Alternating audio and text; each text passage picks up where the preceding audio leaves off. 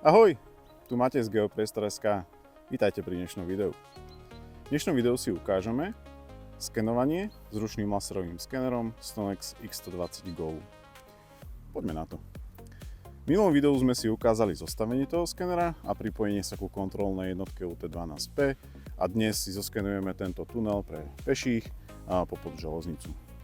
Takže ako prvé, ten skener musíme skalibrovať. Sme pripojení. Máme fixné riešenie, takže klikáme na zahájiť prácu a potvrdiť. V tomto kroku sa mi roztočila hlava, prichádza ku kalibrácii. Pri tej kalibrácii musíme ten skener položiť na rovný povrch, ktorý je stabilný a priestor pred tým skenerom aspoň pol metra. Pred samotným skenom sme si pomerali 4 vlicovacie body okolo tunela, na ktoré budeme klásť skener pomocou krížika, pomocou blicovacej platničky. Takže kalibrácia je hotová, skener jednoducho vezmem a prejdem na prvý bod.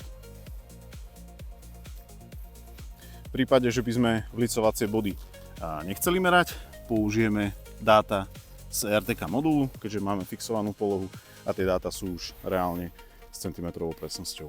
Pridáme prvý blicovací bod číslo 1. Potvrdiť, môžete vidieť, pribudol nám žltý štvorček, takže skener zdvihnem, prechádzam k blicovaciemu bodu číslo 2.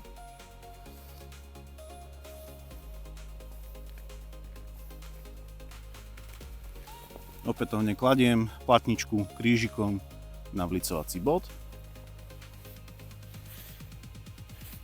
a pridám blicovací bod číslo 2. Skener nám pípol, opätovne ho môžem zobrať.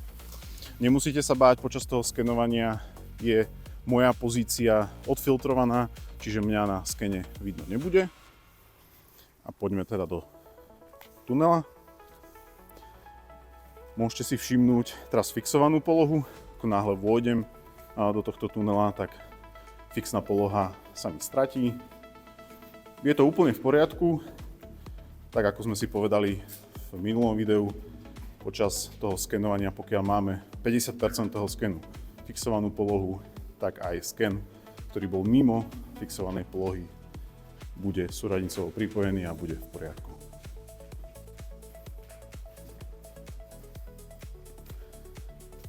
Vychádzame z tunela. Opätovne by nám mal naskočiť fix, čo sa práve udialo. Prichádzame k vlicovaciemu bodu číslo 3. Tento vlicovací bod je na šikmom povrchu, ale je to úplne v poriadku.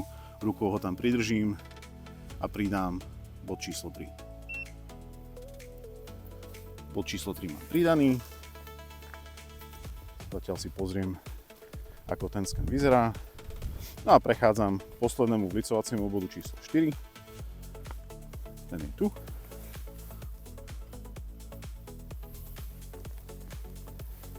A znova pridám posledný vlicovací bod číslo 4. Potvrdiť. V tomto momente máme sken hotový a klikáme na ukončiť prácu. Hlava sa nám zastaví a teraz nám tieto dáta, ktoré sme naskenovali, spracuje priamo ten skener na jeho palube. Takže chvíľočku počkáme. Takže za naozaj krátku dobu, pár minút, sme zoskenovali tento tunel. Tieto dáta si vieme pozrieť aj hneď. My sme tu mali počítač, je to vo formáte LAS, čiže ten náhľad toho skenu, ktorý je už súradnicovo pripojený, si vieme pozrieť okamžite.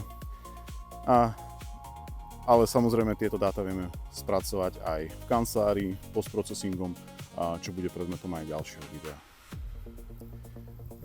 To bolo z dnešného videa všetko, kde sme si oskenovali tento tunel. A ďakujem, že ste si pozreli toto video. Ak by ste mali akékoľvek otázky, nechajte nám komentár pod videom alebo nás kontaktujte na Geopriestor.sk.